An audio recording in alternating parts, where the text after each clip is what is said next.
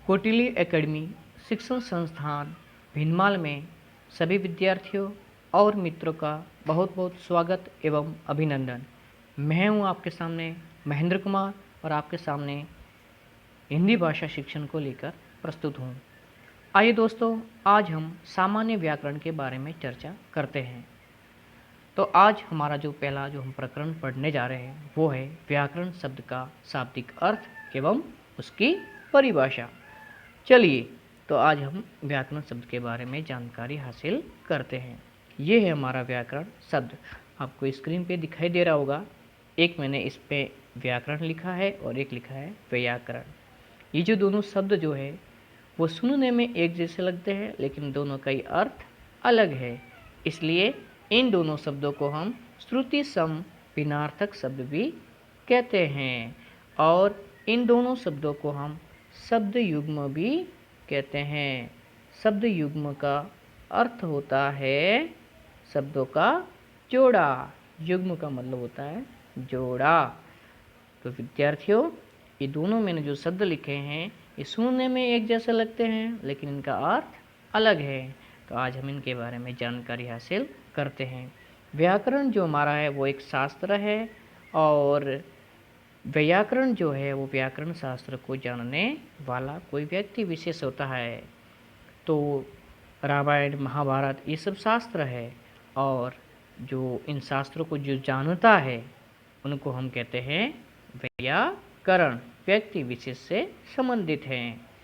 और जो हमारा जो व्याकरण जो ये शब्द है, इस शब्द में कोई पूछ ले कि लिंग कौन सा है, ये स्त्रीलिंग है या पुल्लिंग है। तो हमारा जो व्याकरण जो शब्द है वो है पुल्लिंग। पुल्लिंग क्यों है? क्योंकि हमारा व्याकरण है वो एक क्या है? शास्त्र है। और दुनिया में जितने भी शास्त्र है वो किस में आते हैं? पुल्लिंग में आते हैं। चाहे रामायण हो चाहे महाभारत हो, वो सभी के सभी पुल्लिंग में आते हैं। हम देखते हैं कि आज हम जहाँ पर भी शिक्षण में पढ़ते हैं तो वहाँ पर हमें आम बोलचाल की भाषा में हम कहते हैं कि व्याकरण पढ़ी जाती है, लेकिन दोस्तों व्याकरण पढ़ी नहीं जाती, व्याकरण पढ़ा जाता है। क्योंकि व्याकरण एक शास्त्र है, पुल्लिंग है। तो आज हमने ये जानकारी हासिल की कि व्याकरण जो है, व्याकरण हमेशा पढ़ा जाता है, न कि व्याकरण पढ़ी जाती है। व्याकरण कठिन लगता है, न कि कठिन लगती है। आगे हम बात करते हैं उपसर्ग की, अर्थात हमारे इस व्याकरण शब्द में कितने उपसर्ग हैं। तो दोस्तों देखिए, हमारा जो ये व्याकरण जो शब्द है इसमें 2 उपसर्ग है।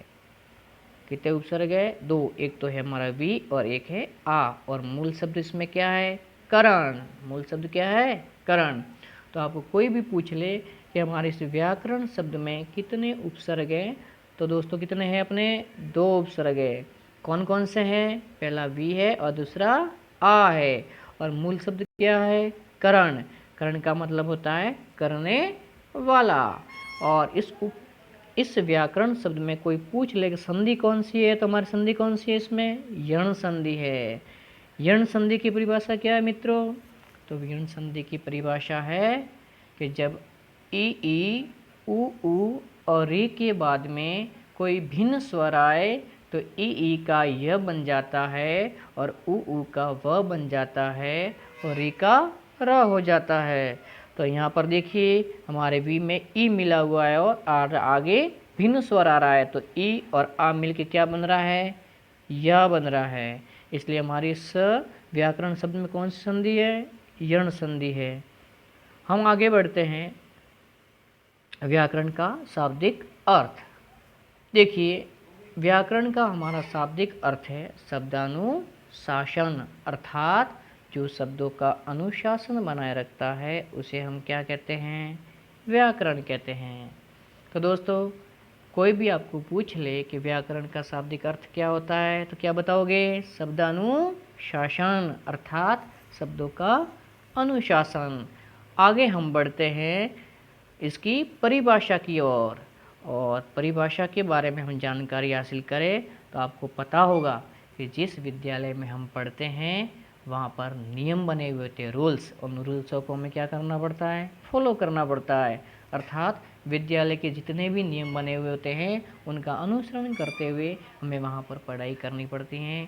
उसी प्रकार किसी भी भाषा को सीखने के लिए, उसमें शुद्धता लाने के लिए उसमें एक व्याकरण होता है उसका, और उस व्याकरण में क्या होते हैं, नियम होते हैं।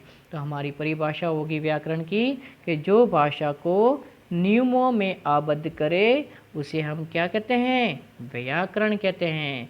जो भाषा को क्या करता है, नियमों में आबद्ध करता है। तो दोस्तों आपने जाना कि परिभाषा क्या है हमारे व्याकरण शब्द की, जो भाषा को नियमों में आबद्ध करे उसे हम क्या कहते हैं, व्याकरण कहते हैं। क्या कहते हैं, व्याकरण। तो मित्रों आज हमने व्याकरण शास्त्र के बारे में इस शब्द की जानकारी हासिल की कि व्याकरण जो हमारा है वो एक शास्त्र है और इसका जो लिंग है वो पुल्लिंग है, क्योंकि व्याकरण पढ़ा जाता है, पढ़ी नहीं जाती है। इनमें उपसर्ग कितने हैं शब्द में, 2 उपसर्ग है, वी और आ। संधि कोई पूछे तो कौन सी है, यण संधि है। व्याकरण शब्द में कौन सी संधि है, यण संधि है। और कोई भी पूछ ले कि व्याकरण का शाब्दिक अर्थ क्या है तो क्या बताओगे, शब्दानुशासन। एक बार जोर से बोलो, क्या अर्थ है, शब्दानुशासन, अर्थात शब्दों का अनुशासन। और इसकी हमने परिभाषा के बारे में जानकारी हासिल की कि जो भाषा को नियमों में आबद्ध करे उसे हम क्या कहते हैं दोस्तों, व्याकरण कहते हैं। क्या कहते हैं, व्याकरण। तो आज हमने इस शब्द के बारे में जानकारी हासिल की। आगे हम वर्ण परिचय और अन्य प्रकरणों पर गहराई से अध्ययन करेंगे। अब मैं आपके सामने महेंद्र कुमार विदा लेता हूँ। बहुत बहुत धन्यवाद।